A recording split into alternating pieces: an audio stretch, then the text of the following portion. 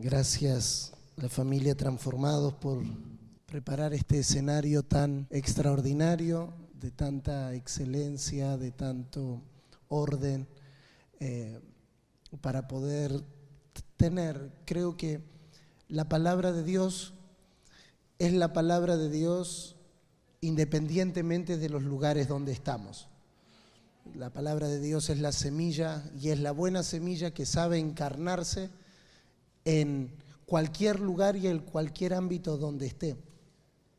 Pero también es verdad que un ambiente que nos permite estar atentos, que nos permite estar enfocados, colabora en que los estorbos que hacen que la tierra se altere sean quitados. Y parte de preparar estos espacios, estos tiempos, de enfocarnos en la palabra, de sentarnos alrededor de la palabra, de tener los sentidos naturales absorbidos y enfocados por esto, estas recomendaciones que nos daba el pastor Sergio recién, no son los 10 mandamientos de los alineamientos, pero sí es quitar los posibles estorbos que puedan hacer que la palabra no caiga en buena tierra. Así que gracias a todos los visibles y los invisibles que hacen que encuentros como estos se puedan llevar a cabo con tanta excelencia y dedicación. Habiendo dicho esto, me gustaría continuar donde dejamos anoche el tema que estamos desarrollando, sin antes darle los saludos de mi esposa, de mis hijos. Bueno, mis hijos no hablan lo suficiente como para enviar saludos, pero estoy seguro que si lo hicieran, enviarían saludos. Vamos a esperar que cuando hablen digan si mandaron todos los saludos que los papás dijimos que mandaron. Pero tenía mucho deseo, Miru, de volver a estar con ustedes y sabemos que prontamente lo podremos hacer. Yo quiero pedirle que abra la escritura conmigo en Efesios capítulo 4. Vamos a leer 2 pasajes en esta mañana y entrar de lleno a nuestro tema, recordando que el énfasis de nuestra participación en este encuentro será salvación y justicia, la expresión plena del reino. Y vamos a leer Efesios capítulo 4, versículo 22 al versículo 24. Y vamos a volver a leer Hebreos capítulo 5, versículo 11 al 14. Efesios capítulo 4, versículo 22 al versículo 24. Y Hebreos capítulo 5, versículo 11 al 14. En cuanto a la pasada manera de vivir, despojaos del viejo hombre, que está viciado conforme a los deseos engañosos, y renovaos en el espíritu de vuestra mente, y vestíos del nuevo hombre, creados según Dios en la justicia y santidad de la verdad. Amén.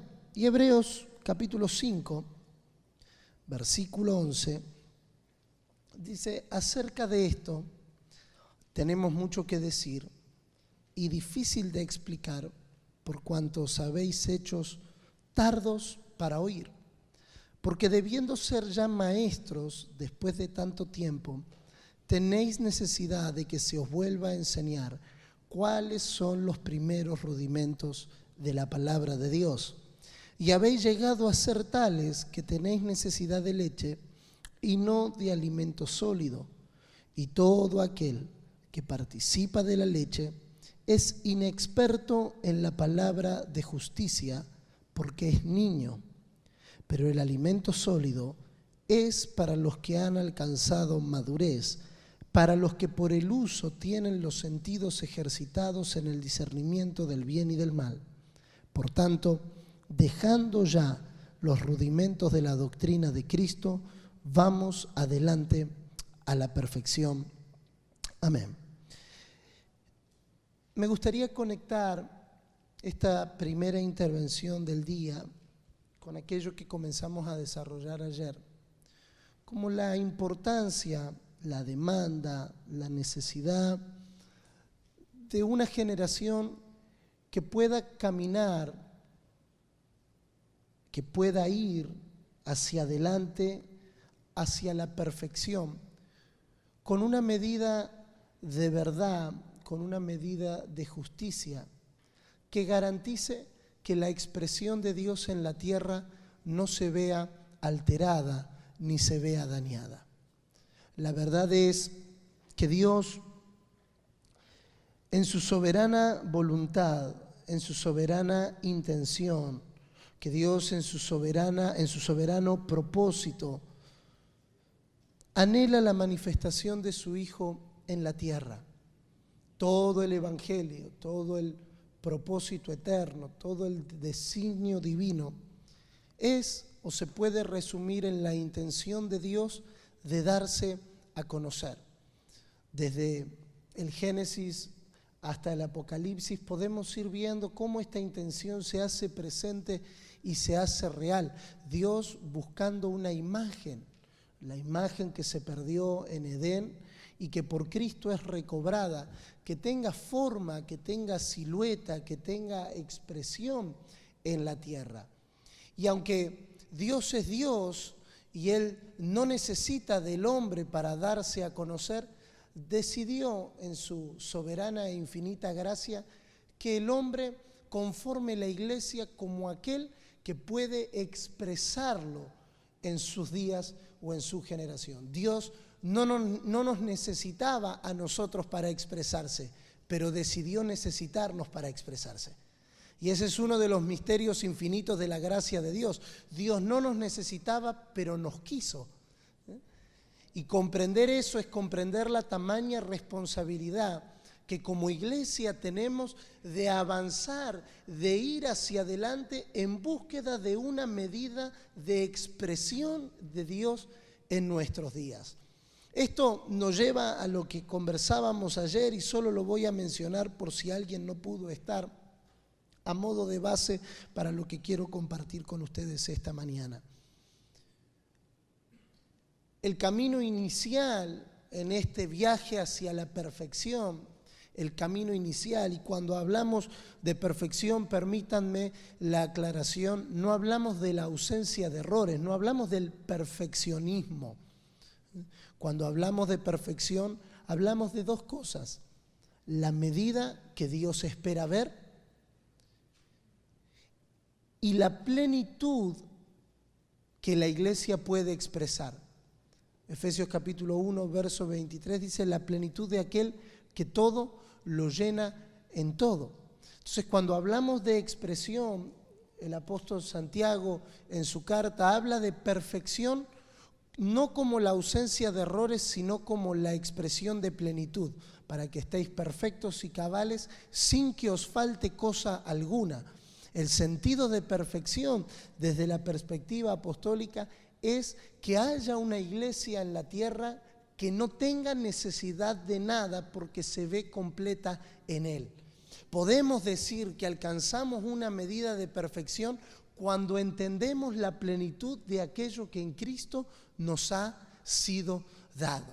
Esa es la medida, esa es la meta en la cual o por la cual vamos hacia adelante o vamos caminando. En esto entra lo que decíamos ayer y hablábamos ayer como la salvación y la justicia. Los dos elementos que Dios utiliza para llevar a la iglesia a un nivel de perfección. Mencionábamos y decíamos que la salvación es la puerta y la justicia es la casa, como para ponerlo en una perspectiva o en una mentalidad. Nuestra intención, mejor dicho, la intención de Dios y por ende de los que colaboran en la edificación de la casa, es dejar depositada a una generación no solo en la puerta. Por ejemplo, nosotros tenemos la maravillosa historia de Hechos 3. Ustedes recordarán, Pedro y Juan yendo al templo a orar y se encuentran en la puerta con un paralítico. El paralítico siempre estuvo ahí. El paralítico siempre estuvo en la puerta, pero no podía entrar a la casa. Entonces la tarea apostólica es recobrar el sentido de madurez, el sentido de perfección en un hombre que había sido dañado para que deje de estar a la puerta y pueda entrar a la casa. La meta de Dios con nosotros no es dejarnos en la puerta a la cual la salvación nos introduce, sino llevarnos a la plenitud de la casa, que es el propósito y el fin de la palabra de justicia. El propósito de la palabra de justicia es dejarnos depositados en un nivel de expresión mayor del Señor en la tierra. Y es por eso que en esta mañana vamos a desarrollar esta idea de la vida justa o de el justo que expresa a Dios en la tierra. Y para ello vamos a compartir 7 pensamientos a modo de máximas o a modo de palabras para que podamos retener y aquellos que tienen la sana costumbre de anotar puedan ordenarlo en sus notas. A modo de introducción, decir que la palabra justo es una palabra de doble dimensión. Hay una acepción de la palabra justo que tiene que ver con cómo Dios ve al hombre justo por medio de Cristo. Y por otro lado, también está la expresión de esa justicia en los niveles terrenales o en los niveles en los cuales nosotros vivimos. La palabra justo es aplicable a cómo Dios nos ve justo a través de su Hijo Jesucristo cuando recibimos la vida de Dios. Y esto lo mencionábamos ayer cuando hablábamos de Romanos capítulo 5, verso 1. Justificados pues por la fe, tenemos paz para con Dios mediante Jesucristo nuestro Señor. Pero también hay una justicia que tiene que ver con nuestra vida en la tierra y en la toma de decisiones que todos los días tomamos mientras estamos habitando el mundo temporal. En la medida en la que avanzamos en madurez, la palabra de justicia es impartida a nosotros y vamos avanzando en la práctica de esa justicia. Lo que garantiza, y yo quisiera pedir, tengo miedo de provocar los escándalos que suelo provocar cuando predico, y es derramar esta maravillosa, y no me quiero ir teniendo que pagar una copa de agua. Entonces, para evitar, gracias. Ahora sí. Es que mi campo visual me pone, es un toque, hermanos, disculpen. Es en la medida en la que avanzamos en madurez. Ahora siento que me puedo mover con libertad. Gracias. Si hay algo que se vaya a romper, ya saben, este sería el momento. Y vamos avanzando, y ahí empiezan a retirar los instrumentos, la pantalla, todo. Gracias, hermano. En base a esto y con esto en mente, en esta tarea, aleluya, en esta tarea de avanzar hacia la madurez, y ayer presentamos algunos contrastes, vamos a hablar de 7 pensamientos sobre la vida justa a la que fuimos llamados como iglesia a vivir. Número 1, la falta de justicia en la tierra por parte de Dios es porque hay falta de justos en la tierra. La falta de que la justicia de Dios intervenga en nuestra vida familiar, en nuestra vida ciudadana, la falta de que Dios intervenga en las naciones de la tierra y manifieste su justicia, es la falta de justos que vivan como tal. Por lo tanto, hay una demanda a la que la palabra de justicia nos introduce, y es vivir una vida justa según Dios. No una vida justa según los estándares humanos, sino una vida justa de acuerdo a los estándares de Dios. Desde el estándar humano no debo por qué perdonar a mis enemigos. Desde el estándar de justicia de Dios debo de amarlos. Desde el estándar de justicia de Dios no todos merecen el mismo trato. Desde el estándar de justicia humano no todos merecen el mismo trato. Desde el estándar de justicia de Dios todos son dignos del mismo amor. Por lo tanto, vivir una vida justa según Dios es confrontar con los estándares humanos de justicia. Nosotros no fuimos llamados a vivir un estándar de justicia según Jonathan, sino que fuimos llamados a vivir un estándar de justicia según lo que Dios considera que es justo.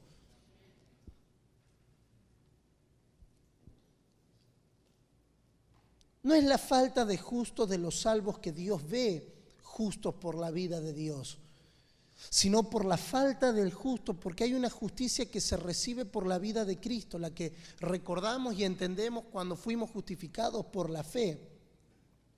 Pero también hay una medida de justicia en la cual debemos de entrenarnos, disciplinarnos y ser enseñados. Y allí es donde entra el alimento sólido. El alimento sólido nos entrena, nos disciplina, nos equipa para vivir una vida conforme a la justicia de Dios. Y esto no tiene que ver con la justicia que nos salva, sino con la justicia de Dios que se expresa.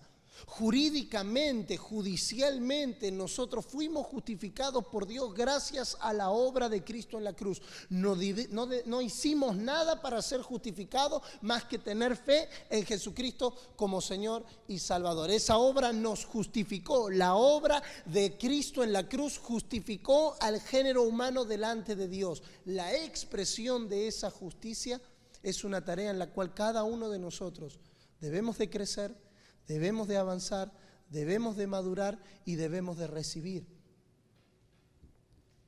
Esa es la medida de justicia que es la que tiene que ser construida en la tierra.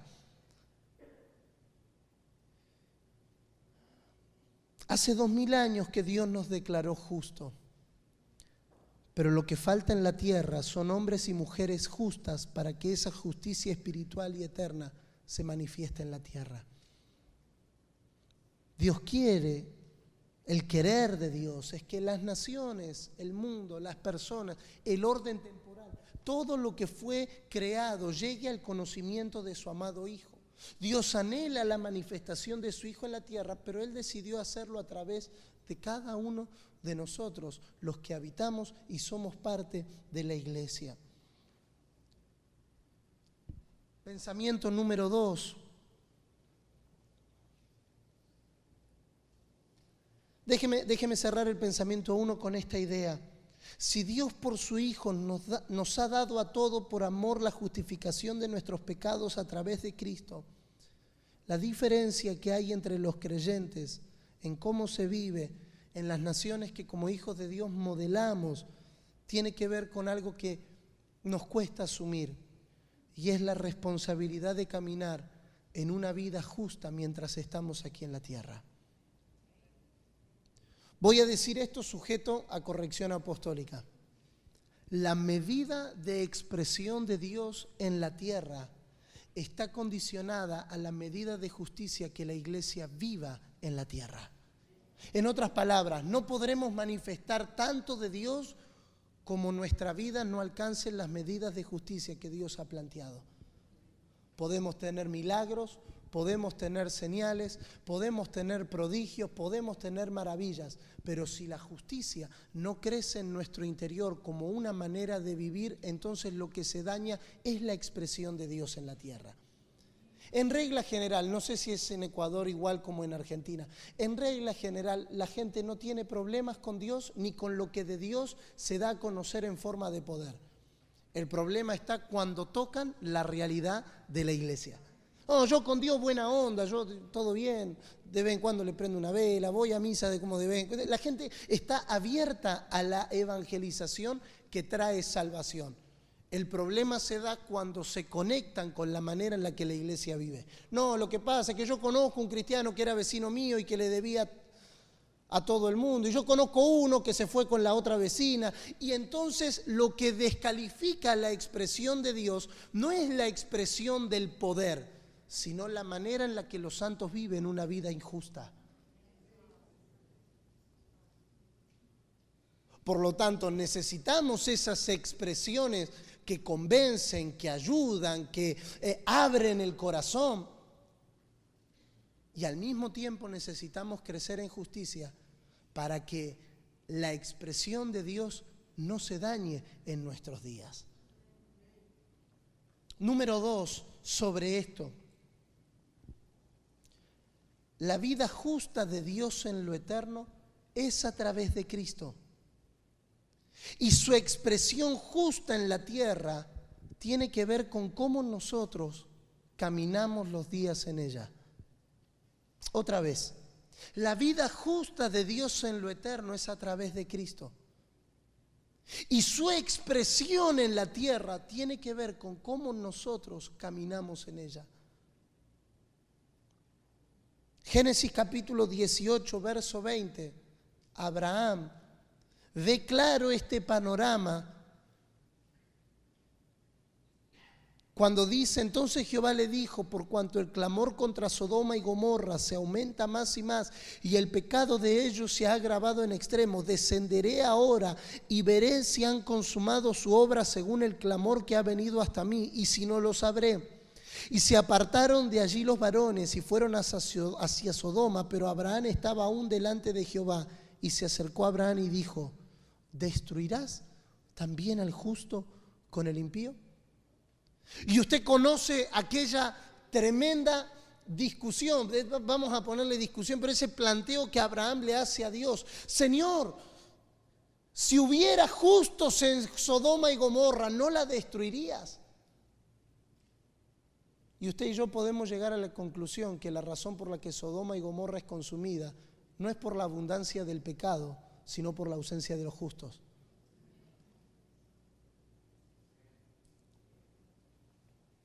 La justicia que es según Dios en Cristo eterna está consumada. La medida de aquello que se expresa en la tierra tiene que ver con cómo nosotros vivimos esa justicia. Número 3. La práctica de la justicia, la vida justa y sobria que el apóstol Pablo le pide a Tito, que viva en este siglo, justa y sobriamente, nos introduce a mayores niveles de velocidad. Vamos más rápido cuando la justicia va delante de nosotros. Vamos más rápido como iglesia y como generación cuando la vida justa va delante de nosotros. Solo que otras velocidades o mayores velocidades demandan mayores ajustes. Cuando usted va a 5 kilómetros por hora en su auto, una rueda desajustada no representa peligro.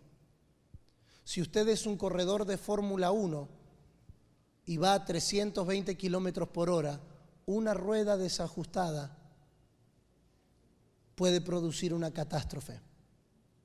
En la medida en la que como iglesia vamos cobrando o vamos tomando mayor velocidad en la palabra, mayor velocidad en la implementación, mayor velocidad en la manera de andar, la medida de ajuste se hace cada vez más necesaria, porque ahora mayor velocidad trae consigo mayor peso de responsabilidad.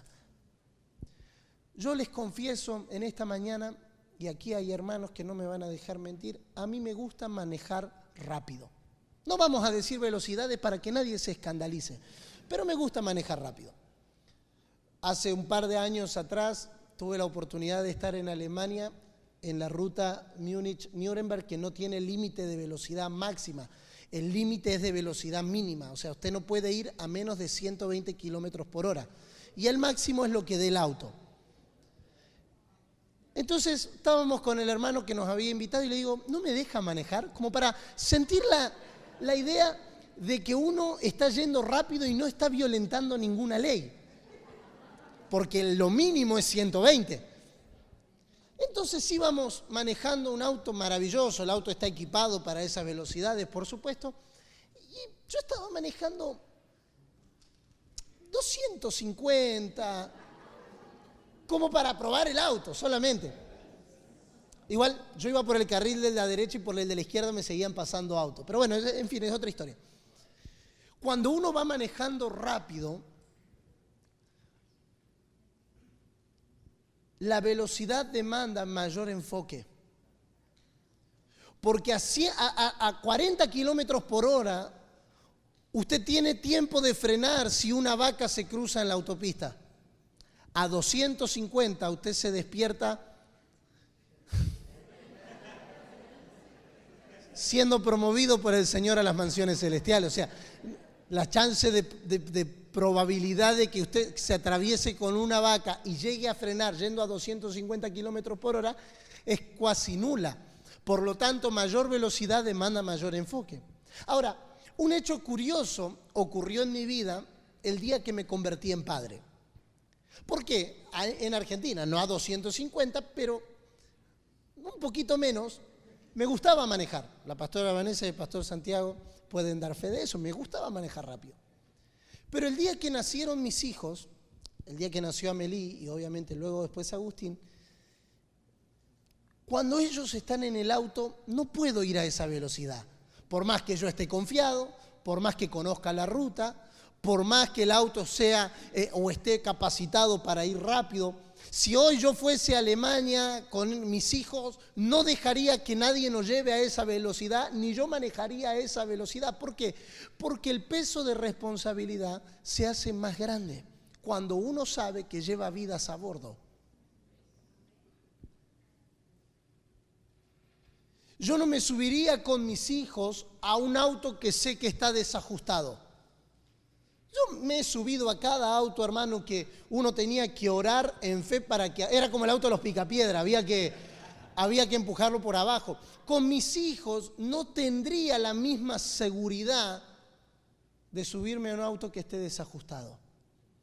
Porque en la medida en la que la responsabilidad va creciendo, los desajustes son cada vez menos tolerados. Una mayor medida de velocidad requiere una mayor medida de ajuste. Ahora, ¿qué es ajuste?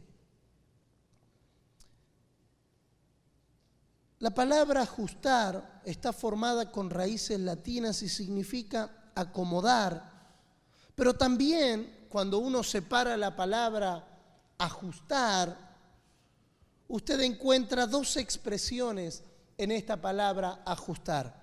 Número 1, hacia, y número 2, justo. Hacia, justo. Por lo tanto, ajustar es ir en dirección hacia lo que es justo. A cada uno de nosotros, ver por la obra del Espíritu Santo en nosotros cuáles son los ajustes que son necesarios para que vayamos hacia una vida cada vez más justa. Para que entonces la expresión de Dios en la tierra no se pierda. Creo firmemente que este encuentro es un espacio propuesto por Dios en el tiempo para examinar lo que debiéramos acomodar de nuestras vidas, de nuestras casas, de nuestra familia, de nuestras congregaciones, para ir en dirección hacia lo que es más justo. Ahora, vamos a intentar definir en los próximos minutos, si ustedes nos acompañan, qué significa ir hacia lo justo. Porque si cada uno de nosotros tomáramos un minuto para definir qué es justo, tuviéramos 200 definiciones sobre lo que es justo. Pero nosotros debiéramos de salir en esta mañana renunciando a nuestra propia definición de lo que es justo, la cual es subjetiva y personal, y abrazar lo que es justo según Dios. Porque en lo que es justo para mí tal vez no sea justo para usted, pero la discusión se termina cuando los dos entendemos qué es lo que es justo para Dios. Número 4 en esta idea de pensamientos. Número 4.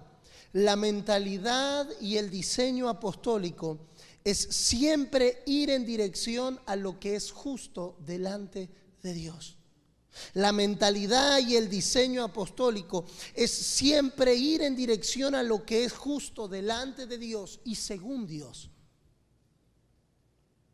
Hechos capítulo 6 ilustra esto de una manera extraordinaria.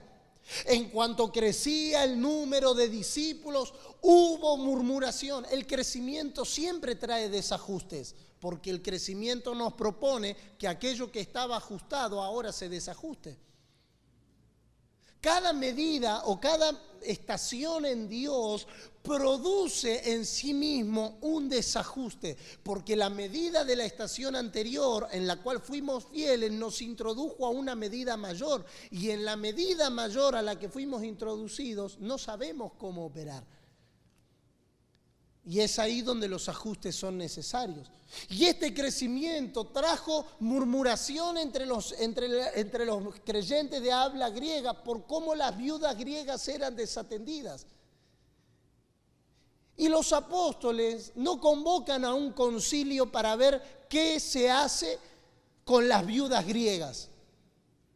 Tampoco menosprecian el problema, simplemente van hacia el ajuste que garantiza la justicia. Entonces ellos dicen, no es justo, no es justo. No dice es bueno o es malo, nos gusta, no nos gusta. Ellos no plantean gustos personales en la edificación de la iglesia. Ellos plantean una medida de justicia. ¿Dónde se terminan los conflictos congregacionales? Frente a lo que es justo delante de Dios. No es si me gusta tal canción o si no me gusta tal canción, si me gusta la predicación o no me gusta la predicación, si me gustan los asientos o no me gustan los asientos. Es ¿qué es justo delante de Dios? Porque la medida de la iglesia es la justicia según Dios. No son los gustos personales. La iglesia no es o no debiera ser atractiva a los gustos personales de las personas, porque si no, tendríamos una iglesia de acuerdo a los gustos y a los deseos de cada persona. Y entonces los apóstoles plantean una medida. No es justo que nosotros descuidemos la oración y la palabra para atender a la mesa. No dice que ellos no tenían problema en atender o que tenían problema en atender a la mesa. No, el punto no era si podían o no podían hacerlo. El punto era qué es lo justo. La mentalidad apostólica es ir en dirección hacia lo que es justo delante de Dios. Lo que estoy edificando en mi casa, ¿es justo como Dios lo diseñó o tengo que hacer ajustes? ¿Estoy tratando a mi cónyuge justo como Dios lo diseñó o tengo que hacer ajustes? ¿Mis hijos están caminando justo como Dios lo diseñó o tengo que hacer ajustes? Porque no se trata si a mí me cae bien o si a mí no me cae bien, sino si es justo delante de Dios. Y la medida de justicia de lo que a Dios le agrada es lo que establece el patrón sobre el cual vivimos. No ofrendamos porque nos guste o no, porque lo sintamos o no. No diezmamos porque nos guste o no, o porque este mes fue mejor que el anterior. No, lo hacemos porque es justo. No evangelizamos porque tengamos ganas o no. No discipulamos porque nos convenga o no, sino porque es la medida que rige la vida de la iglesia, es lo que es justo delante de Dios. Número 5. Número 5 y quedan 24 minutos. Estamos bien. Número 5. La medida de justicia no son los estándares humanos. La medida de justicia es Cristo.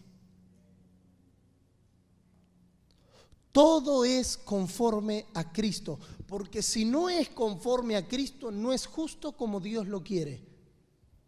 Y si usted está anotando, anote en negrita, subrayado y cursiva. Lo parecido no es lo justo.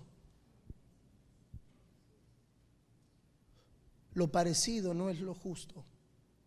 Esta idea de medidas que nos planteaba ayer el apóstol Gustavo está presente en todas las escrituras. Dios no dejó nada al azar. Cuando usted comienza a estudiar el camino o el recorrido en esta intención eterna de Dios de darse a conocer, nada de lo que en parte representaba a Cristo, ni el arca de Noé, ni el tabernáculo de Moisés, ni el templo de Salomón, todas figuras de una habitación más grande, nada fue hecho al azar, todo tenía medidas justas. Tenía que tener medidas, tenía que tener materiales. Moisés, haz todo lo que haz todo conforme al diseño que se te ha mostrado en el monte. Moisés no podía decir, no, es que a mí no me gusta la piel de tejón, a mí me gusta más. No, es que es conforme al diseño. La garantía de que la gloria de Dios sea vista es que lo que se edifique sea conforme a la medida que Dios planteó. La razón por la que Éxodo 40 dice que cuando acabaron el diseño del tabernáculo, la gloria del Señor descendió y Dios hizo habitación allí y fijó domicilio en el tabernáculo de Moisés, fue porque el tabernáculo de Moisés tenía una característica: había sido construido conforme a las medidas de Dios. El casi no es justicia. Casi llego, pastor, pero usted no sabe lo que me pasó. Casi diezmo este mes, pastor, pero usted no sabe lo que me pasó. Casi evangelizo, pastor, pero eliminar el casi de nuestra vida es ir hacia una mayor medida de justicia en Dios. Porque lo parecido no es lo justo. Lo casi no es lo justo.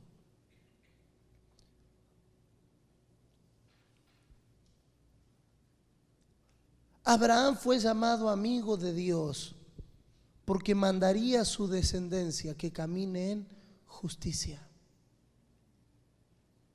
El problema es que cuando algo se desajusta, cuando algo pierde el objetivo de ir hacia lo que es justo, tiende a separarse. Una silla o una mesa que se desajusta se termina abriendo y no termina cumpliendo su función. La silla en la que usted está sentado, si está desajustada, comienza a separarse. Y tendremos un escenario interesante si eso aconteciera. Algunos están haciendo como, está ajustada, está ajustada. Todo lo que se desajusta tiende a separarse. La familia fue creada para ser uno. Pero cuando se desajusta, se termina abriendo y cada uno escoge su propio camino. Génesis capítulo 5, verso 1. Este es el libro de las generaciones de Adán. El día en que creó Dios al hombre, a semejanza de Dios lo hizo. Varón y hembra los creó. Y los bendijo y llamó el nombre de ellos Adán, el día en que fueron creados. Y llamó el nombre de ellos Adán. Dios los veía como uno. Pero cuando se desajustaron, lo que Dios había visto como uno terminó separándose. Nos desajustamos cuando le damos lugar lentamente a las cosas que no son según Dios. Estas famosas licencias que a veces nos damos, que son pequeñas y sutiles cosas que tienen un propósito: irnos separando, irnos desajustando lentamente. Por tanto, dice el autor a los Hebreos en el capítulo 2, verso 1, es necesario que prestemos más atención a las cosas que hemos oído, no sea que nos deslicemos.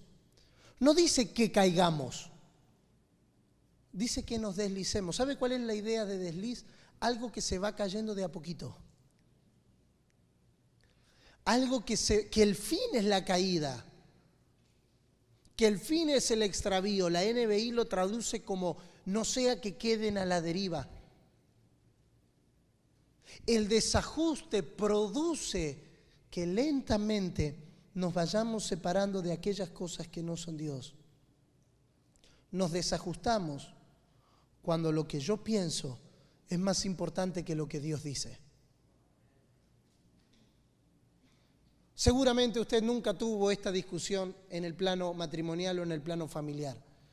No, es que yo pienso que tenemos que comprar el auto ahora. No, y yo pienso que tenemos que esperar 3 meses. La pregunta debiera ser, la que mediara los conflictos debiera ser, ¿y qué dice Dios sobre esto? No, es que tu mamá, tu papá, tu hermano, tu hermana, sí, pero ¿qué dice Dios sobre esto? Y entonces cuando volvemos a lo que Dios dice, cuando volvemos a la medida de justicia, entonces las discusiones se reducen, porque ya no es lo que yo pienso, lo que yo creo, lo que yo siento, ahora es lo que Dios dice. Por eso lo que mencionábamos ayer, cuando la iglesia avanza en madurez, las escrituras tienen poder gubernamental. Las escrituras tienen poder gubernamental. No es lo que yo pienso, no es lo que yo siento, no es lo que yo creo. Yo pienso que no tengo que ofrendar. Yo siento que no es el momento. Yo creo que... No. ¿Qué es lo que Dios dice? Porque yo no me quiero regir por lo que pienso, por lo que siento, por lo que creo. ¿Sabe por qué? Porque esas tres cosas son sujetas a modificación. ¿Cuánto pensaban sobre algún asunto, algo hace 5 años atrás que hoy ya no lo piensan de la misma manera? Oh, yo siento que tengo que dejar la Coca-Cola. Yo creo que el lunes arranco el gimnasio. Y son sensaciones, y son sentimientos, y son pensamientos que están sujetos a modificación. Porque el lunes, cuando suena la alarma a las 5 de la mañana para ir al gimnasio, aquello que usted sintió, creyó y pensó ya desapareció. No podemos edificar nuestra vida en lo que yo pienso, yo creo y yo siento por una sencilla razón. Eso puede cambiar. Pero cielo y tierra pasarán, mas su palabra permanecerá. Anclar nuestra vida en lo que Dios dice es anclar nuestra vida en algo que no está sujeto a cambio, que no está sujeto a erosión, que no está sujeto a modificación, que no está sujeto a desgaste.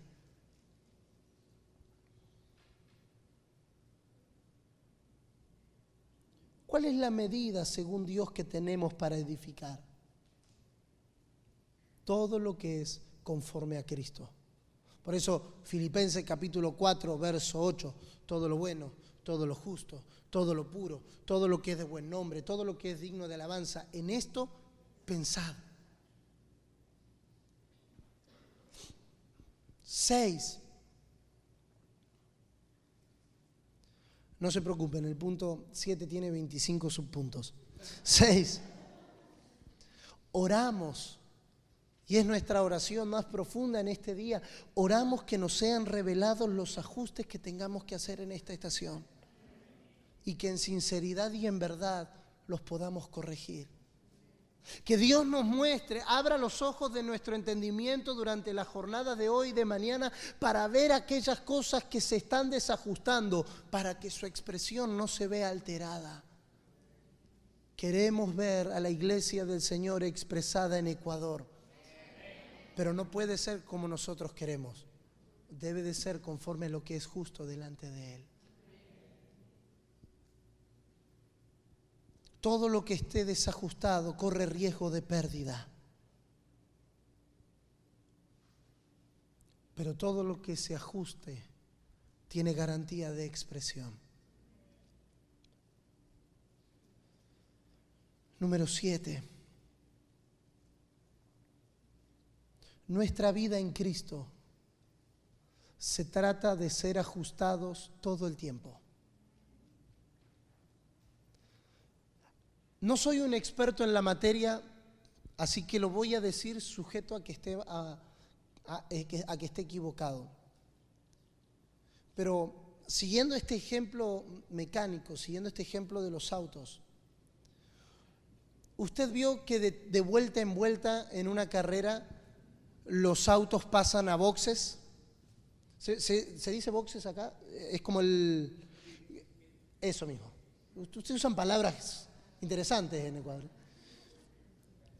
Dan vueltas y cada cierta cantidad de vueltas el desgaste, el desajuste se vuelve tan grande que tienen que volver a ser ajustados. Entonces se cambian los neumáticos, se recarga combustible. Veo que todo se busca que sea rápido.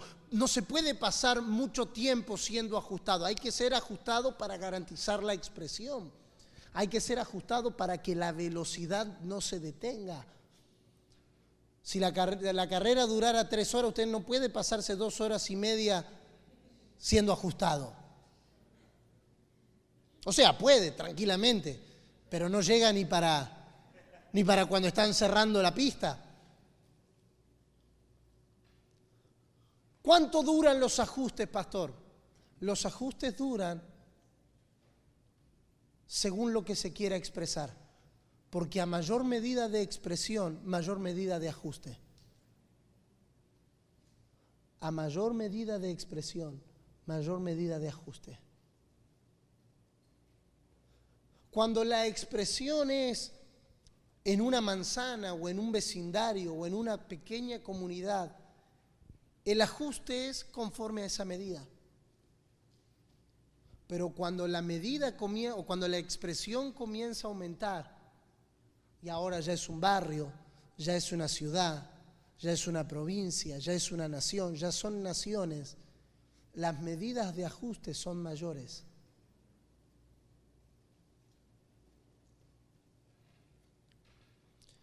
Y esta medida de justicia nos lleva a la pregunta: ¿quién define nuestra identidad como iglesia? ¿Quién define nuestra identidad como expresión de Dios en la tierra?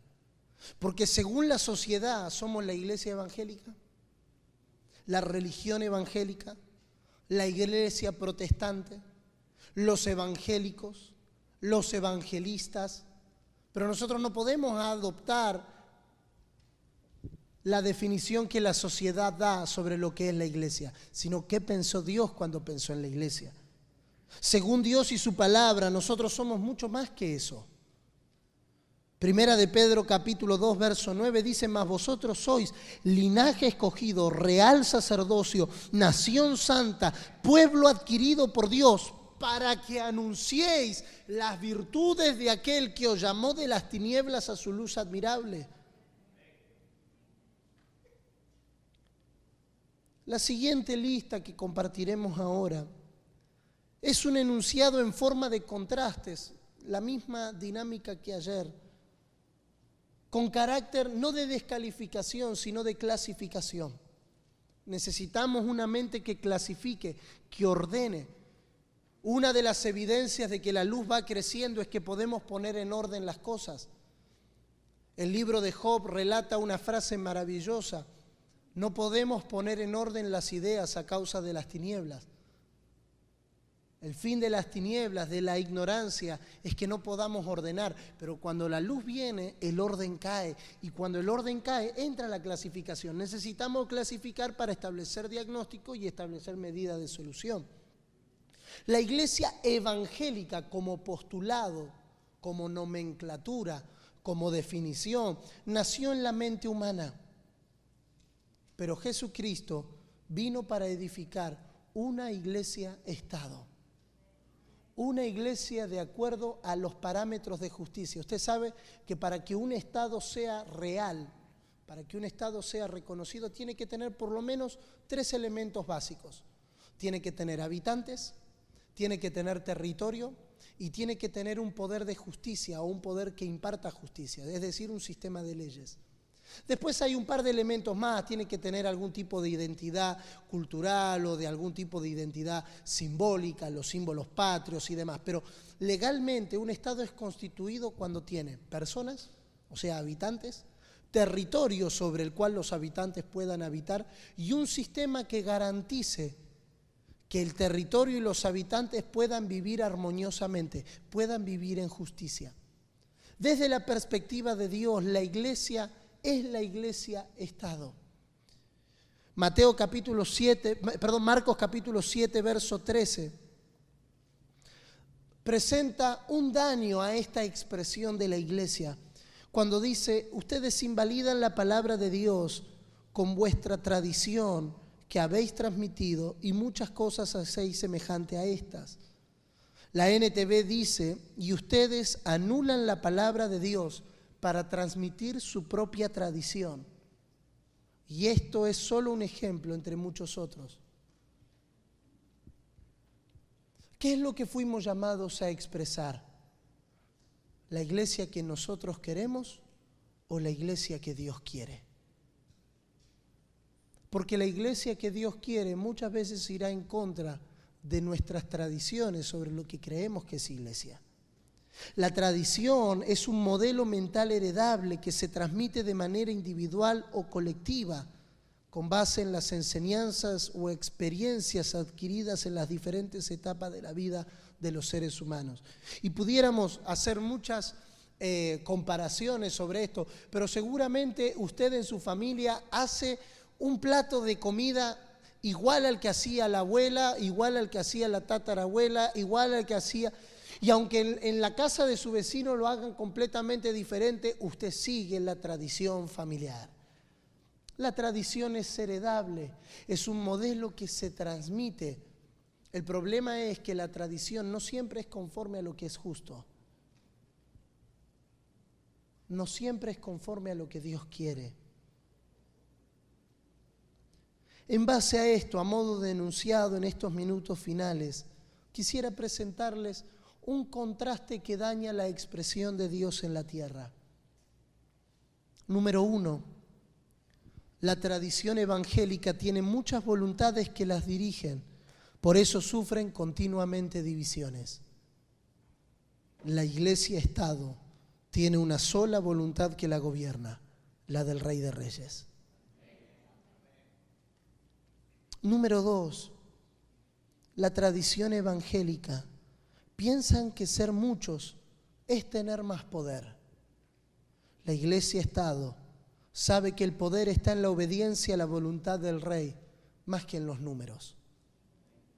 Un hombre en cadenas, obedeciendo a la voluntad del Rey, hizo temblar a los reyes de la época. Número 3, la tradición evangélica es edificada con muchos intereses personales. La Iglesia-Estado es movida en un solo interés: hacer la voluntad del Padre Celestial. Número 4, la tradición evangélica, mientras se les da lo que quieren, participarán en toda clase de actividad donde sus intereses sean satisfechos. La Iglesia-Estado participa en todo lo que sea convocado por Dios para haber cumplido el deseo de su amado Rey y Señor. Recuerde que como usted los traiga, es como los va a tener que sostener. Número 5. La tradición evangélica tiene por esencia el subsidio. Busca ser subsidiada o subsidia a la gente para gobernar sus voluntades. Venga y reciba, venga y llévese, venga y compre, venga y tome. La Iglesia-Estado libera a la gente, la madura en Cristo y los hace altamente productivos más que consumidores. Número 6. Número 6. La tradición evangélica hace según los recursos que tiene. La Iglesia-Estado hace todo lo que le es mandado, porque el que lo envía provee. Dios prospera su voluntad. Todo lo que yo me automande a hacer, tendré que ver cómo lo pago. Todo lo que Dios me envía a hacer, el que envía es el que provee. Número 7. La tradición evangélica tiene a Jesús como un bombero que está para apagar los incendios en su vida. La Iglesia-Estado tiene a Jesucristo como Señor del universo. En una, Él viene para lo que yo quiero. Señor, ven y visítanos. Ven y haz. Ven y tócanos. Y Dios dice, ¿y cuándo van a querer ustedes someterse a lo que yo quiero? Número 8. La tradición evangélica somete el destino de los hombres a una visión ministerial humana. La Iglesia-Estado vive por una visión celestial. Quiero que sepas, oh Rey Agripa, que no fui rebelde a la visión celestial. Número 9. Son solo 95, no se preocupe. Las 95 tesis. Número 9. La tradición evangélica se casa o se revela al estado humano. Se casa con el estado humano, con el estado terrenal, o se revela contra él. La Iglesia-Estado colabora con el estado humano según la voluntad divina y el eterno propósito de Dios en Cristo. Número 10. La tradición evangélica es una multitud amorfa, no es un cuerpo. Somos muchos, pero no tenemos forma, no tenemos silueta, no tenemos expresión. La iglesia-estado es un cuerpo que avanza en la dirección de alcanzar la estatura de un varón perfecto. Número 11. La tradición evangélica le rinde pleitesía al estado humano para congraciarse o se revelará cual terrorista de estado. La iglesia-estado respeta las autoridades e instituciones humanas que trabajan para el bien común, pero jamás harán nada que vaya en contra de la autoridad superior, es decir, la autoridad divina. Número 12. Mantiene a la gente con un mensaje acerca de cómo suplir sus necesidades. La iglesia-estado le fue revelado que en Cristo lo tiene todo y que se vive para producir, fructificar, prosperar y no para mendigar. Número 13. En la tradición evangélica solo prosperan y se enriquecen sus líderes. En la iglesia-estado prosperan todos los santos. Número 14. En la tradición evangélica están los nicolaitas, es decir, aquellos que tienen un gran amor por las posiciones jerárquicas. En la iglesia-estado opera el sacerdocio universal de todos los creyentes, sirviéndonos unos a otros en amor. Quiero invitarlo a estar de pie. Las 12 en punto.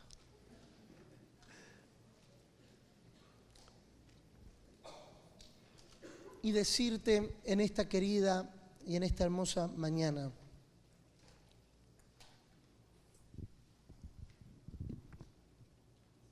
que vienen ajustes, que los ajustes para la iglesia del Señor en esta nación son inevitables. Los ajustes vienen, pero no en base a lo que yo quiero, sino en base a lo que es justo según Dios. Los ajustes son inevitables porque se espera de la iglesia-estado una expresión de vida en justicia. Hay un principio que no se puede negar, es un proverbio de Salomón. Cuando los justos gobiernan, la ciudad se alegra. Y ese cuando los justos gobiernan no hace referencia a que tengamos un alcalde, un gobernador o un presidente cristiano, sino cuando la iglesia sea una medida de justicia en la ciudad. Cuando la iglesia alcanza una medida de justicia, cuando la iglesia se ajusta en dirección hacia lo que es justo, entonces la evidencia será que habrá alegría en la ciudad.